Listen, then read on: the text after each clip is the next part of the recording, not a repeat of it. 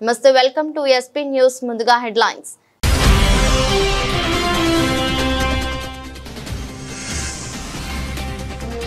Asia cup hockey విజేత Bharat.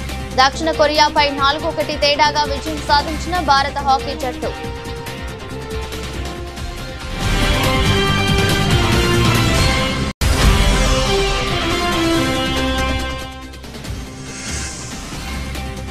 US open లో finals లో ట్రంప్ కు నిరసన సెగ. తీవ్ర నిరసన వ్యక్తం చేసిన ప్రేక్షకులు.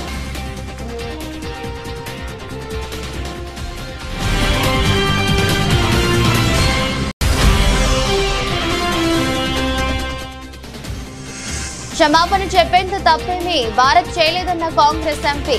అమెరికా వాణిజ్య మంత్రి హోవార్డ్ లుత్నిక్ వ్యాఖ్యలను తిప్పికొట్టిన శశిథరూర్.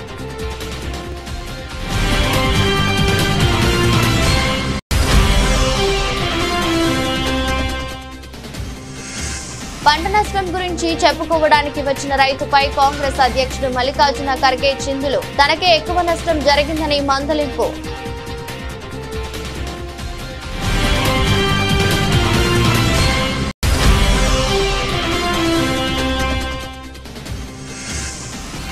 గణేష్ నిమజ్జనం తర్వాత ముంబై బీచ్ లో భారీ క్లీనింగ్ డ్రైవ్. పాల్గొన్న అక్షయ్ కుమార్, అమృత ఫడ్నవీస్.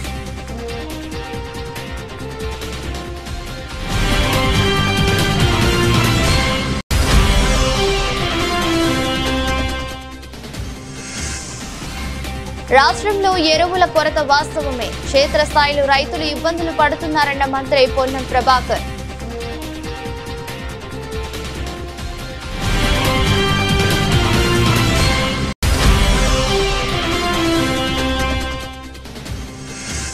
పిఠాపురం నియోజకవర్గంలో యూరియా కొరతపై ధ్వజమెత్తిన వైసీపీ శ్రేణులు. రేపు జరగబోయే అన్నదాతల పోరు కార్యక్రమాన్ని జయప్రదం చేయాలని పిలుపు.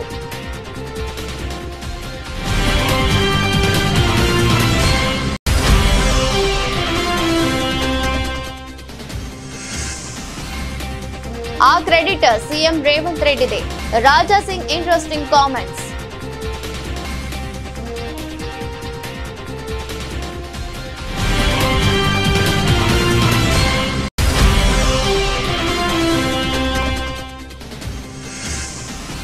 ప్రజల ఆరోగ్య పరిరక్షణ కొరకు ప్రభుత్వం పెద్దపీట. రామచంద్రపురంలో మంత్రి సుభాష్ చే అంబులెన్స్ ప్రారంభం.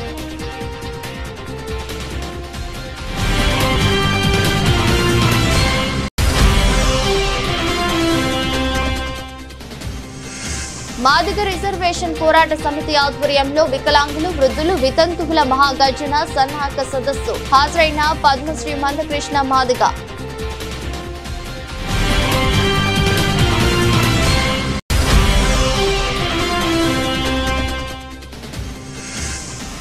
హైదరాబాద్ కేంద్రంగా 12,000 కోట్ల విలువైన డ్రగ్స్ దందా జరుగుతుంటే ఏం చేస్తున్నారో ప్రభుత్వాన్ని నిలదీసిన బీఆర్ఎస్ నాయకులు RS Praveen Kumar.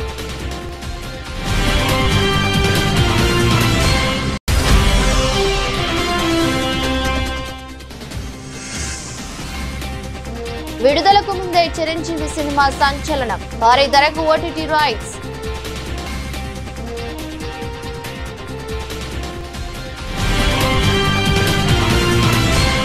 Asia hockey cup 2025లో భారత హాకీ జట్టు అద్వితీయ విజయం సాధించింది. బీహార్లోని రాజ్గిర్ వేదికగా డిఫెండింగ్ ఛాంపియన్ దక్షిణ కొరియాతో జరిగిన ఫైనల్ మ్యాచ్ లో భారత్ 4-1 తేడాతో గెలుపొందింది.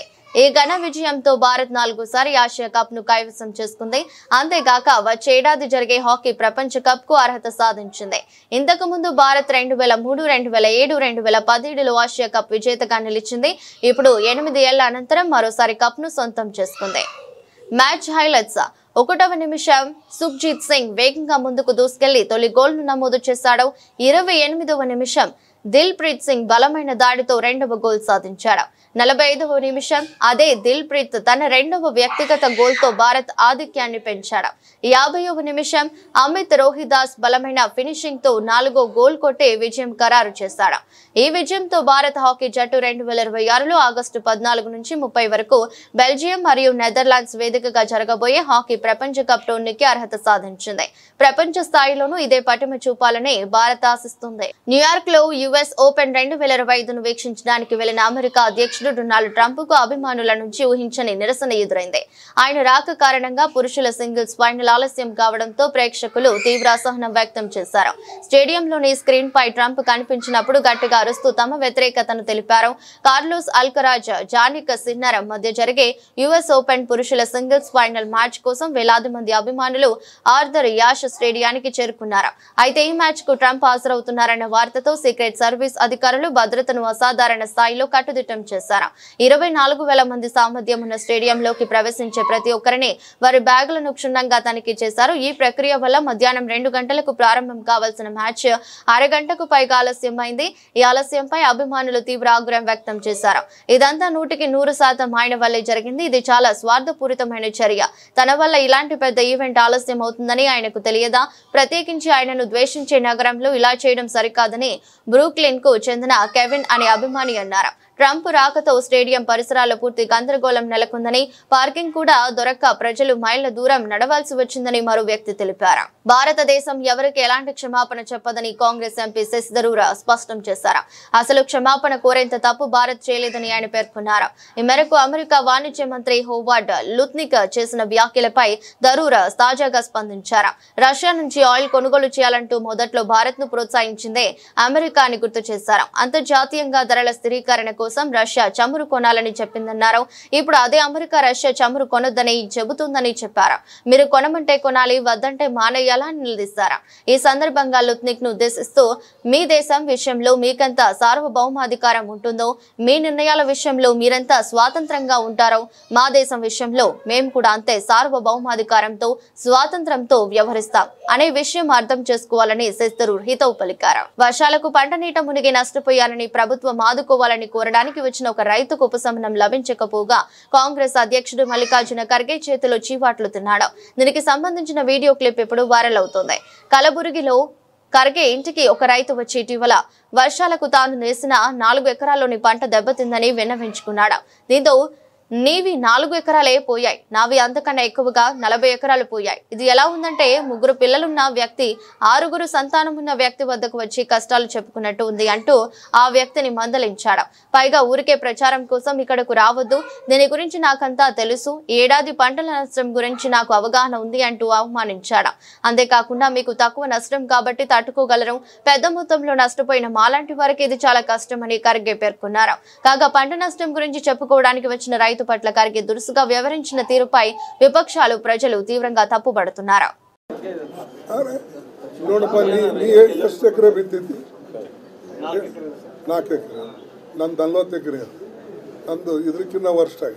ನನಗೇನು ಹೇಳ್ಬೋದು, ಅದೇನು 6 ಆಡದವಳು ಮುಂದೆ 3 ಆಡದವಳು ಮುಂದೆ ಕೇಳ್ತೀವಿ. ಆಯ್ತು, ಗೊತ್ತದ, ಪಬ್ಲಿಸಿಟಿ ಮಾಡ್ಕೊಳಕ್ ಬರಬೇಡ. ನನಗೆ ಇದ್ರ ಬಗ್ಗೆ ಗೊತ್ತದ. ಹೆಸರು ಹೋಗ್ಯದ, ಉದ್ದು ಹೋಗ್ಯದ, ತೊಗರಿ ಹೋಗ್ಯದ. ನೀ ಏನು ಸಸ್ಟೇನ್ ಮಾಡ್ಕೊಳ್ಬೋದು, ನಮಗೆ ಸಸ್ಟೇನ್ ಆಗಲ್ಲ. ಇಷ್ಟಿಷ್ಟು ಏರಿಯಾದಾಗ ಬಿತ್ತು. ಓಕೆ, ಮೋದಿ ಶಾಕ್ ಕೇಳಿ ತೊಗರಿ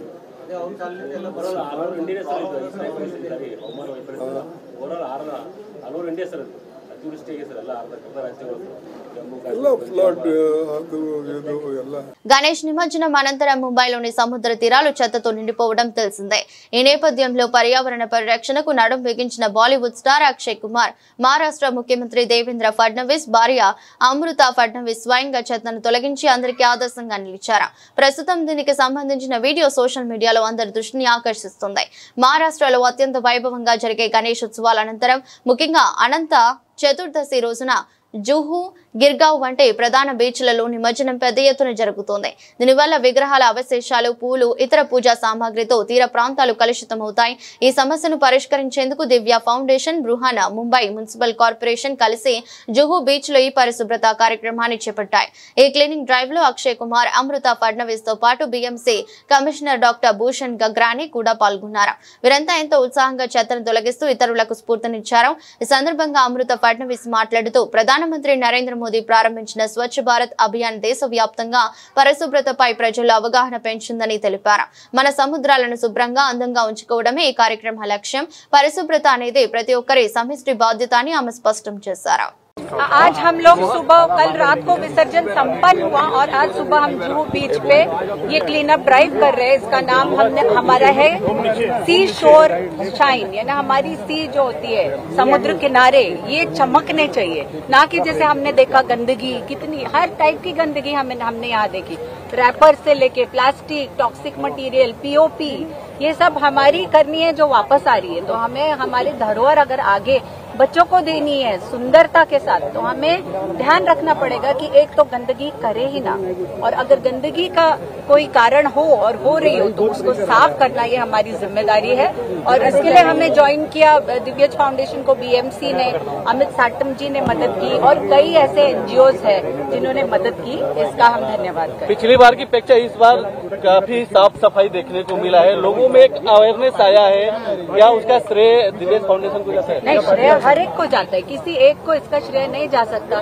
बीएमसी अपनी सफाई करती है, एनजीओ अवेयरनेस करते हैं, लोगों ने भी ये समझा है कि आज अभी फिलहाल तो लोग छोटे साइज के गणपति भी विसर्जित नहीं कर रहे, पॉन्ड्स में डाल रहे, तो ये सब मदद ही करता है। और अभी हम जो बड़े गणेश विसर्जित भी कर रहे हैं, वो भी उसके लिए कोई उपाय हो कि चाहे वो पूरे मिट्टी से बने या पीओपी से भी बने, तो आर्टिफिशियल पॉन्ड्स में ही वो विसर्जित हो, तो ये पूरी तरीके से एक नेगेटिविटी छोटी सी जो है इतने सुंदर त्योहार में वो भी दूर हो जाएगी। अक्षय कुमार इस मुहिम में शामिल हुए थे, क्या संदेश लेकर आए थे? मैं बस इतना ही बोलूंगी कि अगर कोई संदेश देना हो तो हर तबके के इंसान को आगे आना पड़ेगा, लीडिंग बिजनेसमैन हो, चाहे पॉलिटिशियंस हो, चाहे एनजीओज हो या एक्टर्स हो, सबको आगे आके ये संदेश देना जरूरी है। రాష్ట్రంలో ఎరువుల కొరత వాస్తవమేనని మంత్రి పొన్నం ప్రభాకర్ అంగీకరించారు.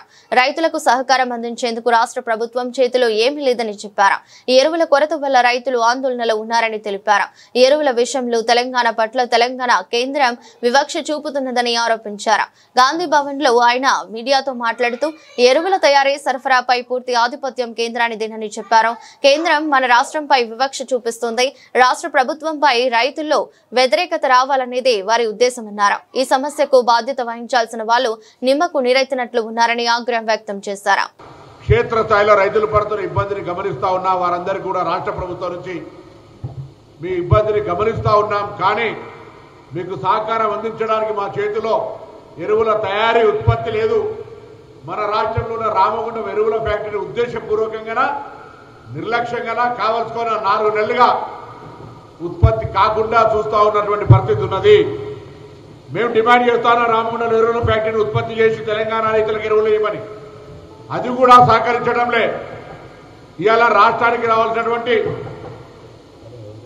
దాదాపు 11 లక్షల మెట్రిక్ టన్నులు రావాల్సి ఉంటే 5.2 lakhs మెట్రిక్ 5.20 lakhs మెట్రిక్స్ మాత్రమే వచ్చినది. ఇది ఈ ప్రభుత్వం యొక్క ఎంత పెద్ద నిర్లక్ష్యం జరుగుతుందో ఒకసారి చూడండి. మనందరం కూడా రైతులు, తెలంగాణలో ఉన్నటువంటి రైతులందరూ భారతీయ జనతా పార్టీ నాయకత్వాన్ని నిలదీయాల్సిన అవసరం ఉంది. కేంద్రంలో ఉన్నటువంటి బాధ్యత గల వ్యక్తులు బాధ్యత రాహిత్యంగా వివరిస్తున్నారు. 8 మంది లోక్సభ సభ్యులు, రాజ్యసభ సభ్యులుగా లక్ష్మణ్ గారు, కృష్ణయ్య గారు ఉండి కూడా 2 కేంద్ర మంత్రులు ఉండి కూడా ఈరోజు ఇక్కడ ఎరువుల సరఫరాకు సంబంధించిన పూర్తిగా వైఫల్యం భారతీయ జనతా పార్టీ వహించాల్సిందే. నేను మళ్ళీ చెప్తా ఉన్నా, విత్తనాలు లేవన్నా, విద్యుత్ లేదన్నా, ఇంకేదైనా రైతాంగానికి ఇబ్బంది కలిగినా తెలంగాణ రాష్ట్ర ప్రభుత్వం బాధ్యత వహిస్తుంది. కానీ ఎరువులకు సంబంధించి మాత్రం పూర్తిగా తయారు సరఫరా బాధ్యత కేంద్రందే. ఇవాళ మీ మీద కేంద్రం మీద నెట్టుతున్నామని కాదు. ఫెడరల్ సిస్టమ్, రాష్ట్ర కేంద్ర ప్రభుత్వాల విధి నిర్వహణ యొక్క బాధ్యతల్లో మీరు పర్యవేక్షించినప్పుడు కూడా స్పష్టంగా రసాయనాల ఎరువులకు సంబంధించినటువంటి శాఖ కేంద్రంలో ఉంటే తప్ప రాష్ట్రాల్లో ఉండదు. ఒక తెలంగాణ కాదు, దేశంలో ఏ రాష్ట్రంలో ఉండదు. అందుకే ఇలా మరొకసారి కేంద్ర ప్రభుత్వాన్ని డిమాండ్ చేస్తా ఉన్నా. పిఠాపురం నియోజకవర్గంలో వైసీపీ శ్రేణులు యూరియా కొరతపై ధ్వజమెత్తారు. నియోజకవర్గ వ్యాప్తంగా రైతులకు యూరియా అందించలేకపోయిన కూటమి సర్కార్ తీరని విమర్శిస్తూ రేపు జరగబోయే అన్నదాతల పోరు కార్యక్రమాన్ని జయప్రదం చేయాలని పిలుపునిచ్చారు. పిఠాపురం వైసీపీ నాయకులు గంటేపల్లి బాబీ మాట్లాడుతూ రాష్ట్ర ముఖ్యమంత్రి చంద్రబాబు నాయుడు రైతులు పొట్టకొడుతున్నాడని, వ్యవసాయం అంటే అతనికి గిట్టదని, అందుకే వ్యవసాయం మాన్పించి రైతులను రోడ్లకి ఈడ్చి ఆ భూములు తక్కువ రేట్లకు కార్పొరేట్లకు అమ్ముకునేందుకు చేసుకునేందుకు వ్యూహం పన్నుతున్నారని, ప్రజలకు తినడానికి తిండి లేకుండా చేయడమే చంద్రబాబు ప్రధాన ఉద్దేశమని మండిపడ్డారు. తక్షణమే రైతులకు యూరియా అందించి వ్యవసాయం చేసుకునేందుకు ప్రభుత్వం చర్యలు తీసుకోవాలని డిమాండ్ చేస్తున్నట్లు తెలిపారు. రాష్ట్ర మాజీ ముఖ్యమంత్రి వైఎస్ఆర్ కాంగ్రెస్ పార్టీ అధ్యక్షులు వైఎస్ జగన్మోహన్ రెడ్డి గారి పిలుపు మేరకు రేపు రాష్ట్ర వ్యాప్తంగా రైతన్నల పోరు, ఎరువుల బ్లాక్ మార్కెట్పై రైతన్నల పోరు కార్యక్రమాన్ని రాష్ట్ర వ్యాప్తంగా అన్ని రెవెన్యూ డివిజన్ కేంద్రాల వద్ద ఆర్డీఓలకి ధర్నా చేసి వినతిపత్రాలు ఇచ్చే కార్యక్రమం రాష్ట్ర వ్యాప్తంగా పార్టీ పిలుపునిచ్చింది. ఈ పిఠాపురం నియోజకవర్గం నుంచి కూడా మా నాయకురాలు వంగ గీతా విశ్వనాథ్ గారి ఆధ్వర్యంలో ఈరోజు పిఠాపురం పట్టణంలో పోస్టర్ రిలీజ్ కార్యక్రమం చేయడం జరిగింది పార్టీ ఆఫీస్ నందు. ఈ కూటమి ప్రభుత్వం వచ్చిన ఈ 15 నెలల కాలంలో ఈ రాష్ట్రంలో రైతుల పరిస్థితి ఎంతగా దిగజారిందో ఈరోజు ఒక యూరియా బస్తా కోసం కూడా పనులు మానుకుని రోజుల తరబడి సొసైటీల చుట్టూ, ప్రైవేటు షాపుల చుట్టూ తిరుగుతా రైతు పడుతున్న అవస్థలు చూసి ఈ రాష్ట్రంలో ఎప్పుడూ లేని ఈ పరిస్థితి ఎందుకు వచ్చింది? రైతే రాజు అని పిలుపునిచ్చిన రైతు బాంధవుడు డాక్టర్ వైఎస్ రాజశేఖర రెడ్డి గారి హయాంలో రైతు ఏ రకంగా బతికాడు ఈ రాష్ట్రంలో, రైతుల జీవితాలు ఏ రకంగా బాగుపడ్డాయి. తదనంతరం డాక్టర్ వైఎస్ జగన్మోహన్ రెడ్డి గారి నాయకత్వంలో 2019-24 మధ్య ఏనాడన్నా ఇలాంటి పరిస్థితి ఉందా? పండిన పంటకు గిట్టుబాటు ధర లేక, అమ్ముకునే పరిస్థితి లేక ఈ 15 నెలల కాలంలో ప్రతి పంట పండించే రైతు కూడా ఈరోజు టమాటా రైతు, ఉల్లి రైతు, పొగాకు రైతు, అసలు అది ఇది లేదు. ఈ రాష్ట్రంలో పంట పండించే ప్రతి రైతు కూడా రోడ్డు ఎక్కాల్సిన పరిస్థితి, దేనికి గిట్టుబాటు ధర కల్పించలేని పరిస్థితి. వాళ్ళకి ఫ్రీగా ఇచ్చే ఇన్సూరెన్స్ కూడా ఈ ప్రభుత్వం తొలగించి రైతుల్ని నానా కష్టాలు పెడుతున్న తీరు ఈరోజు చాలా దారుణమైన పరిస్థితి. చంద్రబాబు నాయుడు గారి స్వభావం తెలిసిన వాళ్ళు ఎవరైనా సరే ఆయన ఎంతసేపు కూడా వ్యవసాయం దండగా అని ఎప్పటి నుంచో ఈ రైతాంగమే కక్ష కట్టి ఉన్న అతని విధానాల వల్ల రైతులు చాలా నష్టపోయారు. భాగ్యనగరంలో గణేష్ నిమజ్జనం చాలా ప్రశాంతంగా పూర్తయిందని గోషామహల్ ఎమ్మెల్యే రాజాసింగ్ వ్యాఖ్యానించారు. పోలీస్, మున్సిపల్, నీటి శాఖ, ట్రాఫిక్ శాఖ, ముఖ్యమంత్రి రేవంత్ రెడ్డి నిమజ్జన కార్యక్రమానికి బాగా సహకరించారని తెలిపారు.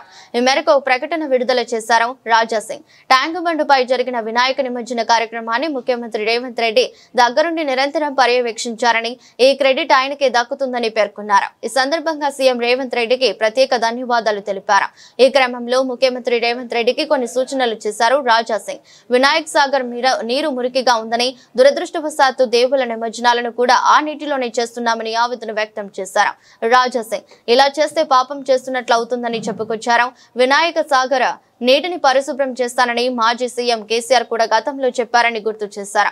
వినాయక సాగర్ లోకి మురికి కాలువ నీరు వస్తుందని, ఆ నీటిని మళ్లించాల్సిన అవసరం ఎంతైనా ఉందని తెలిపారు. వినాయక్ సాగర్ ను వర్షపు నీటితో నింపాలని సూచించారు. రాబోయే ఏడాది వినాయక్ సాగర్ లో చేసే గణనాథుల నిమజ్జనాలను మంచి వర్షపు నీటిలో చేయాలని సూచించారు.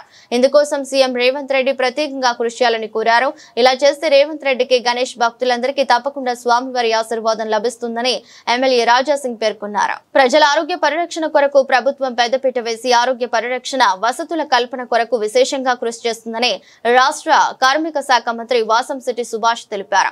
సోమవారం స్థానిక ప్రాంతీయ ఆసుపత్రి నందు సుమారు 40 లక్షల అంచనా వ్యయంతో కేటాయించిన అడ్వాన్స్ లైఫ్ సపోర్ట్ 108 అంబులెన్స్ ను ఆయన ప్రారంభించారు. ఈ సందర్భంగా మాట్లాడుతూ రాష్ట్ర ప్రభుత్వం ఎన్టీఆర్ వైద్య సేవ ద్వారా 25 లక్షల వరకు వైద్య సేవలు ఉచితంగా అందజేస్తుందన్నారు. ఈ వాహనంలో అడ్వాన్స్డ్ లైఫ్ సపోర్ట్ తో ఒకేసారి 3 రోగులను తరలించేందుకు వీలుందన్నారు. ఈ వాహనంలో 28 రకాల అత్యవసర ఔషధాలు అందుబాటులో ఉన్నాయని తెలిపారు.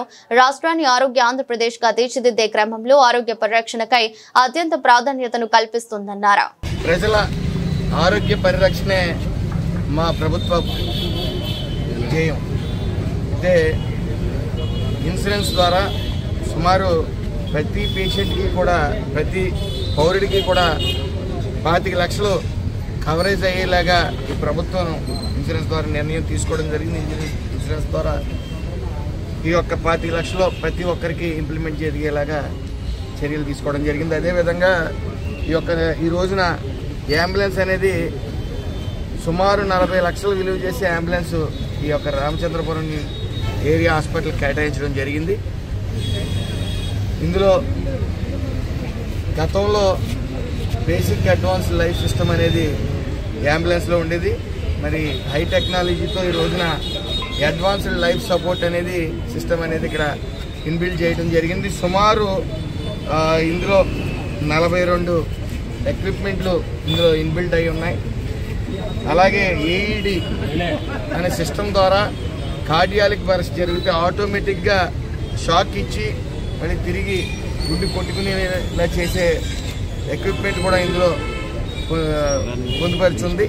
మాదిగ రిజర్వేషన్ పోరాట సమితి ఆధ్వర్యంలో తెల్లాపూర్ మున్సిపాలిటీ పరిధిలోని కొల్లూరు గ్రామం బిఆర్జీ ఫంక్షన్ హాల్లో వికలాంగులు, వృద్ధులు, వితంతువులు మహాగర్జన సన్నాహక సదస్సు ఘనంగా జరిగింది. సభలో ప్రసంగించిన నేతలు ఎలక్షన్ మేనిఫెస్టోలో ఇచ్చిన హామీ ప్రకారం వికలాంగులకు 6,000 చేయూత పెన్షన్దారులకు 4,000 పెన్షన్ వెంటనే అమలు చేయాలని రాష్ట్ర ప్రభుత్వాన్ని డిమాండ్ చేశారు. ఈ సదస్సుకు ముఖ్య అతిథిగా గుండె జబ్బు పిల్లల ప్రాణదాత, వికలాంగుల ఆత్మ బంధువు, వృద్ధుల వితంతువుల పెద్ద కొడుకు పద్మశ్రీ మందకృష్ణ మాదిగ విచ్చేసి హాజరైన వారిని ఉద్దేశించి ప్రసంగించారు. ఎన్నికలకు ముందు నాటికే 45 లక్షల మంది పెన్షన్ మీద ఆధారపడి బతికేటోళ్ళు ఉన్నారు. 10 లక్షల మంది కొత్తగా దరఖాస్తు పెట్టుకున్న అర్హులైన పెన్షన్దారులు 10 లక్షల మంది ఉన్నారు.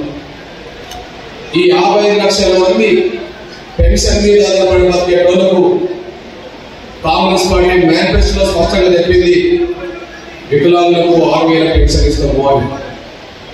వృద్ధులు, వితంతులు, ఒంటరి మహిళలతో పాటు నేత, బీడీ, గీత కార్మికులతో పాటు పెన్షన్ మీద ఆధారపడే ప్రతి ఒక్కరికి ఖచ్చితంగా 4,000 రూపాయలు పెన్షన్ ఇస్తామని చెప్పి స్పష్టంగా ఎన్నికల మేనిఫెస్టో చెప్పడం జరిగింది. అదే సమయంలో మేము అధికారంలోకి వచ్చిన వెంటనే కొత్తగా 10 లక్షల మంది కూడా పెన్షన్ మంజూరు చేద్దామని చెప్పి రేవంత్ రెడ్డి గారు బహిరంగ సభలో మాట్లాడిన సందర్భాలు ఉన్నాయి.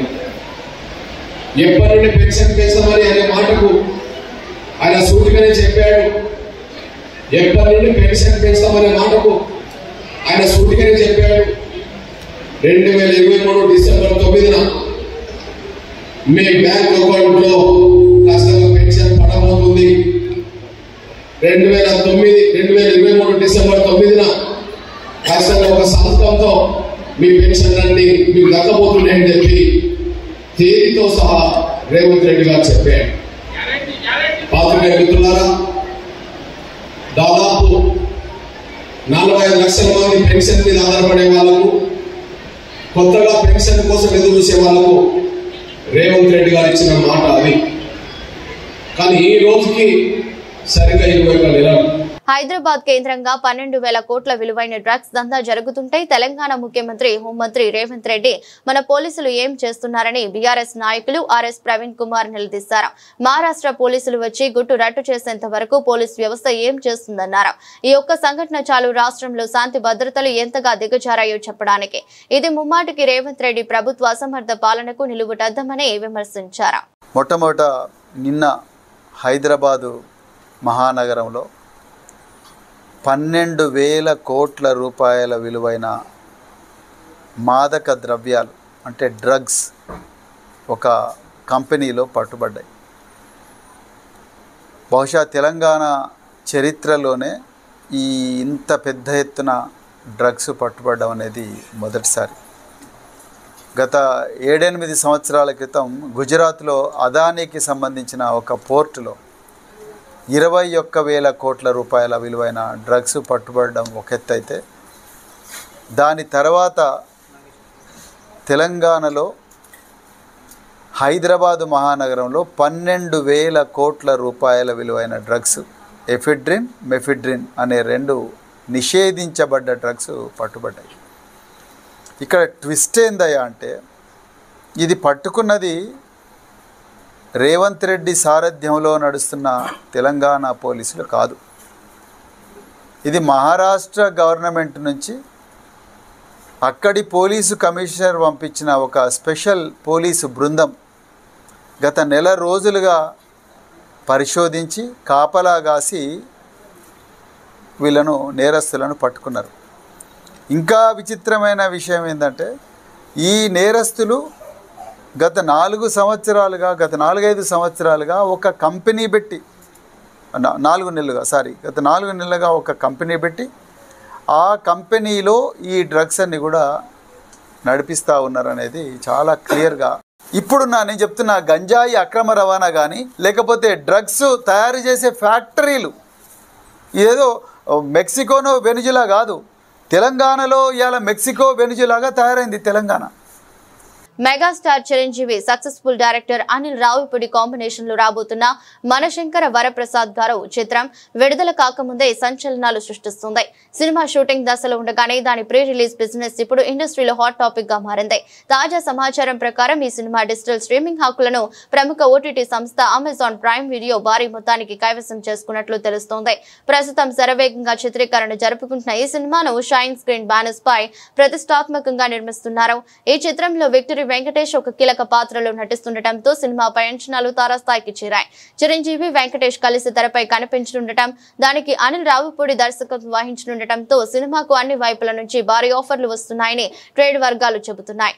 ఓటీటీ డీల్ మాత్రమే కాకుండా శాటిలైట్ ఆడియో, థియేట్రికల్ హక్కులకు కూడా పెద్ద ఎత్తున పోటీ నెలకొన్నట్లు సమాచారం. చిత్ర యూనిటీ సినిమా షూటింగ్ ను నవంబర్ నాటికి పూర్తి చేయాలని లక్ష్యంగా పెట్టుకుంది. ఆ తర్వాత పోస్ట్ ప్రొడక్షన్ పనులను వేగంగా ముగించి 2026 సంక్రాంతికి సినిమాను ప్రేక్షకుల ముందుకు తీసుకురావాలని ప్లాన్ చేస్తున్నారు. మెగాస్టార్ కెరీర్ లో మరో బ్లాక్ బస్టర్ గా నిలుస్తుందని అభిమానులు ఆశిస్తున్న ఈ సినిమా రాబోయే రోజుల్లో మరిన్ని అప్డేట్స్ తో సందడి చేయడం ఖాయంగా కనిపిస్తోంది. వార్తలు ముగించే ముందు మరోసారి హెడ్లైన్స్.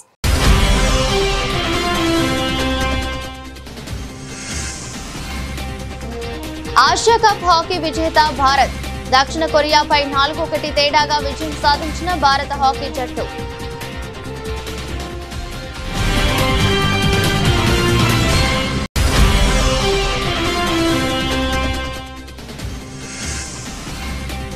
యుఎస్ ఓపెన్ లో ఫైనల్స్ లో ట్రంప్ కు నిరసన సెగ.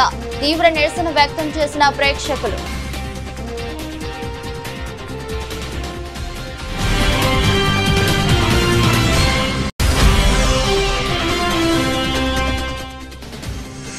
క్షమాపణ చెప్పేంత తప్పేమీ భారత్ చేయలేదన్న కాంగ్రెస్ ఎంపీ. అమెరికా వాణిజ్య మంత్రి హోవార్డ్ లుత్నిక్ వ్యాఖ్యలను తిప్పికొట్టిన శెస్తరు.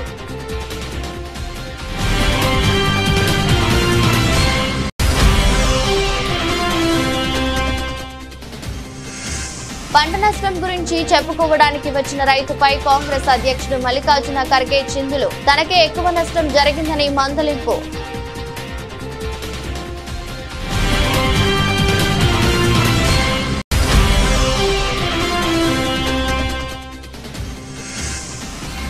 గణేష్ నిమజ్జనం తర్వాత ముంబై బీచ్ లో భారీ క్లీనింగ్ డ్రైవ్. పాల్గొన్న అక్షయ్ కుమార్, అమృత ఫడ్నవీస్.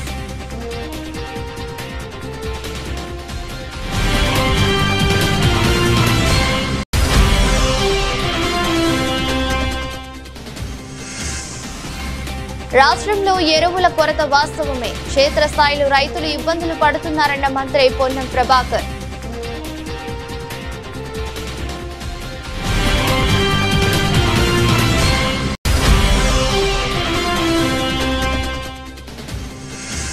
పిఠాపురం నియోజకవర్గంలో యూరియా కొరతపై ధ్వజమెత్తిన వైసీపీ శ్రేణులు. రేపు జరగబోయే అన్నదాతల పోరు కార్యక్రమాన్ని జయప్రదం చేయాలని పిలుపు.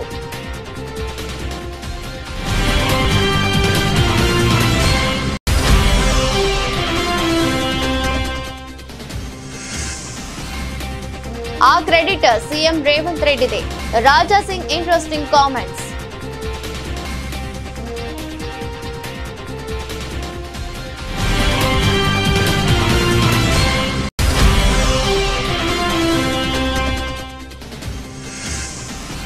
ప్రజల ఆరోగ్య పరిరక్షణ కొరకు ప్రభుత్వం పెద్దపీట.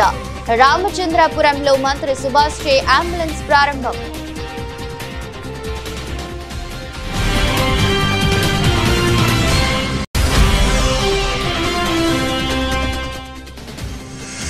మాదిగ రిజర్వేషన్ పోరాట సమితి ఆధ్వర్యంలో వికలాంగులు, వృద్ధులు, వితంతువుల మహాగర్జన సన్నాహక సదస్సు. హాజరైన పద్మశ్రీ మందకృష్ణ మాదిగ.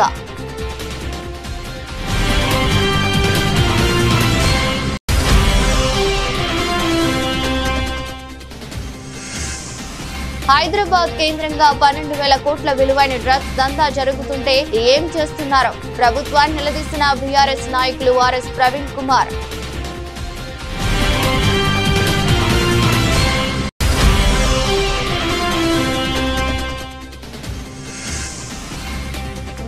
విడుదలకు ముందే చిరంజీవి సినిమా సంచలనం. భారీ ధరకు ఓటీటీ రైట్స్.